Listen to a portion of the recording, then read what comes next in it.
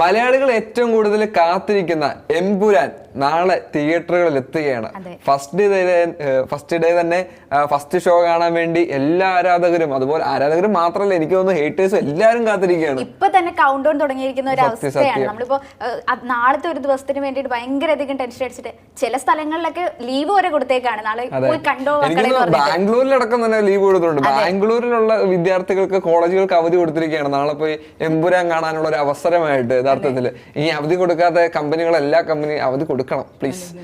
അത് മാത്രമല്ല, അവിടുത്തെ ഓണേഴ്സ് ഒക്കെ പോയിട്ട് കാണുന്നുണ്ടാവും. തീർച്ചയായിട്ടും ശരിക്കും നമ്മൾ അത്രയും കാത്തിരുന്ന് മാത്രമല്ല, എനിക്ക് തോന്നുന്നു സൗത്ത് ഇന്ത്യയിലെ തന്നെ ഒരു ഇത് പ്രീ സെയിൽ നടന്നിരിക്കുന്ന ഒരു സിനിമ കൂടിയാണ് എമ്പുരാൻ എന്നുള്ളത്. മിക്ക റെക്കോർഡുകളും തിരുത്തി കുറിച്ചിരിക്കുകയാണ് എമ്പുരാൻ. അത് സിനിമ ഇറങ്ങുന്നതിന് മുന്നേ തന്നെ റെക്കോർഡ് കളക്ഷൻ നേടുക എന്ന് പറയുന്നത് ശരിക്കും അധികം അങ്ങനെ കേട്ടിട്ടില്ലാത്ത. സത്യം പറഞ്ഞാൽ ഈ 50 കോടി ക്ലബ് ഒക്കെ എന്ന് പറയുന്നത് മോഹൻലാലിന്റെ മലയാളത്തിലെ ആദ്യമായി 50 കോടി ക്ലബ്ബ് കൊണ്ടുവന്നത് മോഹൻലാലായിരുന്നു ദൃശ്യത്തിലൂടെ. അപ്പൊ പ്രീസെയിലിന് മുമ്പ് 50 കോടി ക്ലബ്ബ് എത്തിക്കാനും എമ്പുരാന് സാധിക്കുമെന്നാണ് എനിക്ക് തോന്നുന്നത്. കാരണം ഇപ്പോൾ ഏകദേശം 42 കോടിയോളം രൂപ പ്രീസെയിൽ വഴി ഇപ്പോൾ എമ്പുരാൻ നേടിക്കഴിഞ്ഞു. അപ്പോൾ തീർച്ചയായിട്ടും അതുപോലെ തന്നെ 100 കോടി എന്നത് പുലിമുരുകളിലൂടെ ആയിരുന്നു. വീണ്ടും നമ്മുടെ മോഹൻലാൽ അടുത്തൊരു സിനിമയിലൂടെ ഇത് എത്ര കോടി കളക്ഷൻ 200 കോടി എനിക്ക് തോന്നുന്നു 150 കോടി ലൂസിഫറും അത്യാവശ്യം കളക്ട് ചെയ്തത്. എല്ലാം കൂടെ ഗ്ലോബലായിട്ട് 150 കോടിയോളം ലൂസിഫറും കളക്ട് ചെയ്തിട്ടുണ്ട്. അപ്പം എല്ലാ റെക്കോർഡുകളും തിരുത്തി കുറിക്കാൻ വേണ്ടിയിട്ടാണ് എമ്പുരാൻ വന്നിരിക്കുന്നത്. തീർച്ചയായിട്ടും അത് ഒരു സംവിധായകന്റെ വെറും 3ാമത്തെ സിനിമയാണ് ഇത്രത്തോളം ഹൈപ്പിൽ അല്ലെങ്കിൽ ഇത്രത്തോളം ആരാധകർ കാത്തിരിക്കുന്നതിന്റെ കാരണം എന്നുണ്ടെങ്കിൽ ആ ഒരു കാരണം എന്നുള്ളത് തീർച്ചയായിട്ടും പൃഥ്വിരാജ് സുകുമാരൻ തന്നെയാണ്. കാരണം വെറും പുതുമുഖ സംവിധായകനായിരുന്നു. ലൂസിഫറിലൂടെ ഒരു പുതുമുഖ സംവിധായകനായിട്ട് രംഗത്ത് വന്നിരിക്കുന്ന പൃഥ്വിരാജ് അദ്ദേഹത്തിന്റെ 3ാമത്തെ സിനിമ ഇത്രത്തോളം ഒരു വേൾഡ് വൈഡിൽ തന്നെ ആകാംക്ഷ ഉണർത്തുന്നുണ്ടെങ്കിൽ അതിന്റെ ആ ഒരു പുറകിലുള്ള അദ്ദേഹത്തിന്റെ കഷ്ടപ്പാട് നമുക്കൊരു പ്രചോദനമാണ് യഥാർത്ഥത്തിൽ. നമ്മളിപ്പോ ഇൻസ്റ്റയൊക്കെ ആയാലും അല്ലെങ്കിൽ യൂട്യൂബ് ഒക്കെ തുറക്കുമ്പോഴായാലും അതിൽ ഓരോരോ പ്രഡിക്ഷൻസ് ആയിരുന്നു. അതിൽ ആ ഡ്രാഗന്റെ ഡ്രസ് ധരിച്ചിട്ടുള്ള ആളാരാ, വില്ലനാരാ, നടനാരാ, അയ്യോ വില്ലന്മാരുടെ ലിസ്റ്റാണ്. സത്യം പറഞ്ഞാൽ നായകനും മറ്റു ക്യാരക്ടറുകളൊക്കെ അങ്ങ് മാറി. ഇപ്പൊ വില്ലൻ ആരാണെന്നുള്ളതാണ് എല്ലാവർക്കും അറിയേണ്ടത്. മമ്മൂട്ടി തൊട്ട് അങ്ങ് നീണ്ടു കിടക്കുകയാണ്. സത്യം പറഞ്ഞാൽ മമ്മൂട്ടി, അമീർ ഖാൻ, ചൈനയിൽ ഞങ്ങൾ ഡോങ്ലി വരെ എത്തുമെന്നാണ് നമുക്ക് കിട്ടുന്ന റിപ്പോർട്ടുകൾ. യഥാർത്ഥത്തിൽ എനിക്ക് ആകെ പറയാനുള്ളത് സിനിമ കണ്ടു കഴിഞ്ഞതിന് ശേഷം ആരും തന്നെ ഇതാണെന്നും പറഞ്ഞിട്ട് പോസ്റ്റ് ഇടാതിരിക്കുക. തീർച്ചയായിട്ടും സാമൂഹ്യ മാധ്യമങ്ങളിൽ സിനിമയെ പറ്റി റിവ്യൂ ഇടുന്നതിന് തെറ്റുണ്ടോ എനിക്കറിയില്ല. സിനിമയെ പറ്റി സിനിമ നല്ലതാണ്, മോശമാണ്, ഇത്രേ പറയാനുള്ളൂ. ബാക്കിയൊന്നും പറയുന്നത്. കാരണം ആളുകളിലേക്ക് എത്തേണ്ടതാണ് സിനിമ. നിങ്ങൾ വില്ലൻ ആരാണെന്ന് ഒട്ടും പറയരുത്.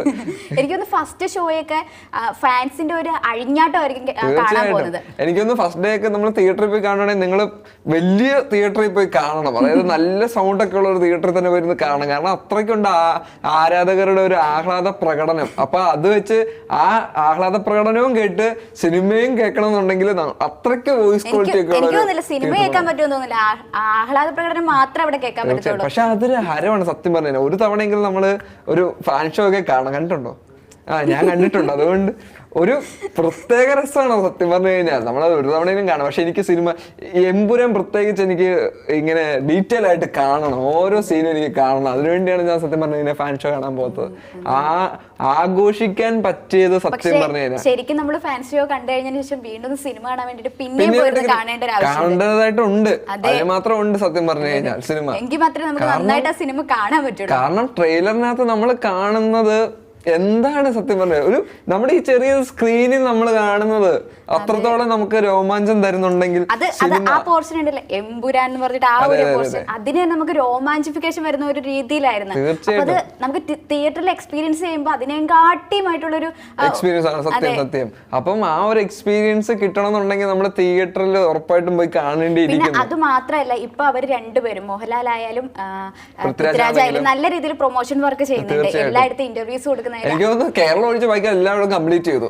എനിക്ക് ഇന്നാണെന്ന് തോന്നുന്നു യഥാർത്ഥത്തിൽ കേരളത്തിലെ പ്രസ് മീറ്റ്. അത് കുറച്ച് പ്രശ്നങ്ങളൊക്കെ ആയിട്ട് പ്രൊഡക്ഷൻ കമ്പനിയായിട്ട് പ്രശ്നം ഉള്ളതുകൊണ്ടായിരിക്കും ഇത്ര ലേറ്റ് ആയത്. അല്ലെങ്കിൽ ഒരിക്കലും പൃഥ്വിരാജ് അങ്ങനെ ചെയ്യില്ല. പക്ഷെ ഇന്ന് തന്നെ കേരളത്തിൽ ഉള്ളവർക്കും ആശ്വാസമായിക്കൊണ്ട് അവരുടെ ടീം കേരളത്തിലും പ്രൊമോഷൻ ചെയ്ത് കഴിഞ്ഞു. പക്ഷെ നാളെ 6 മണിയാകുമ്പോൾ പല തിയേറ്ററുകളിലും സിനിമ സ്റ്റാർട്ട് ചെയ്യും. അതുകൊണ്ട് തന്നെ പൃഥ്വിരാജിന്റെ കുടുംബം മുഴുവൻ ഉണ്ടല്ലോ ആ സിനിമയില്. പാട്ടിലുണ്ട്, പ്രൊഡക്ഷൻ ആയാലും അല്ലെങ്കിൽ മറ്റു രീതിയിലായാലും ഡയറക്ഷൻ ആയാലും സുപ്രിയ ഉണ്ട് അതിന്റെ അകത്ത്. അന്ന് മറ്റു നമ്മൾ അല്ലാതെ ഫോട്ടോസ് ഒക്കെ കണ്ടിട്ടുണ്ടായിരുന്നു സർപ്രൈസ് ആയിട്ട് വന്ന് എൻട്രി.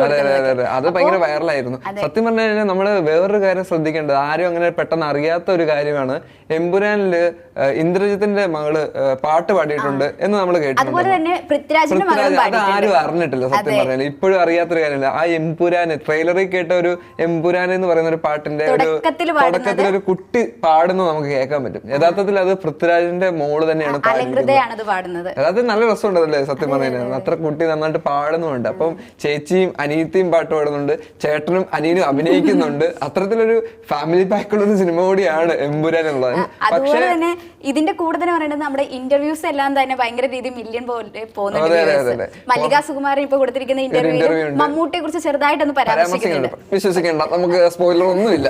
ഇല്ല, മമ്മൂട്ടി ഇല്ല. പക്ഷെ അതും പറയുന്നത് പൃഥ്വിരാജിന്റെ അമ്മയാണ്. അതുകൊണ്ട് നമുക്ക് വിശ്വസിക്കാൻ പറ്റില്ല. ഷാരൂഖ് ഖാൻ ഉണ്ടെന്ന് വരെ പറഞ്ഞു. ഷാരൂഖ് ഖാൻ ഉണ്ട്, അമീർ ഖാൻ ഉണ്ട്, ഡോങ്ലി ഉണ്ട്, ചൈനയിൽ വേറെ ആരൊക്കെയുണ്ട്, എന്തൊക്കെയുണ്ട്. അപ്പം അവരെല്ലാവരും സിനിമ കാണുമോ? ഇല്ല, ഞങ്ങളൊന്നും പ്രതീക്ഷിക്കുന്നില്ല. ആരുമില്ല. വില്ലൻ ആരാ? ടൊവിനാണെന്ന് വരെ പറയുന്നുണ്ടായിരുന്നു. സുരാജ് വെഞ്ഞാറൂടെ ഒരു കോമഡി സാധനം വന്നിട്ടുണ്ട്.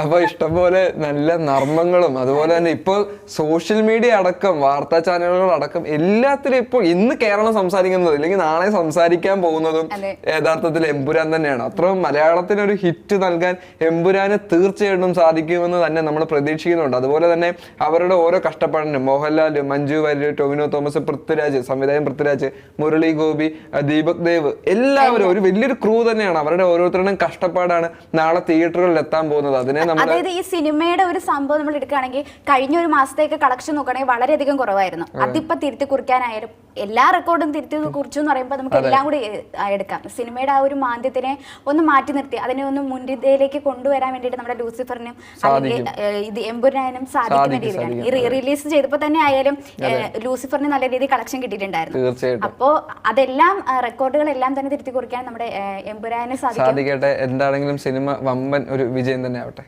അതെ.